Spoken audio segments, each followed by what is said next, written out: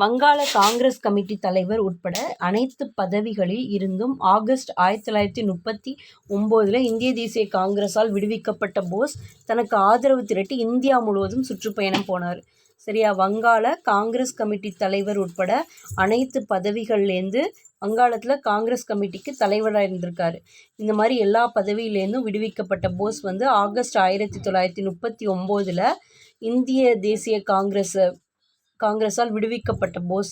இந்திய தேசிய காங்கிரஸில் அந்த டைமில் காந்தியடிகளோட உறுப்பினர் ஒருத்தர் தலைவராக இருந்திருப்பார். ஸோ அதை இது பண்ணிவிட்டு போஸ் கிளம்பியிருப்பார் இந்திய தேசிய காங்கிரஸை விட்டு. 1939 ஆகஸ்ட்டில் அவர் என்ன பண்ணார் அப்படின்னா ஆதரவு திரட்டி இந்தியா முழுவதும் சுற்றுப்பயணம் மேற்கொண்டார்.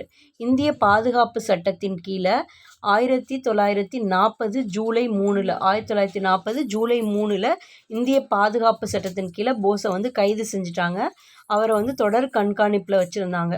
மேற்கொண்டு ஐரோப்பாவில் தொடர்ந்து நடந்த போரில் ஜெர்மனியே வெல்லும் அப்படின்னு சொல்லி போஸ் நம்பினார். ஐரோப்பாவில் நடந்த போரில் ஜெர்மனி தான் ஜெயிக்கும் அப்படின்னு நம்பினார். அவர் அச்சு நாடுகளோட கை கோர்ப்பதன் மூலமாக இந்தியா சுதந்திரம் பெற முடியும்னு நினச்சாரு. ஓகேவா?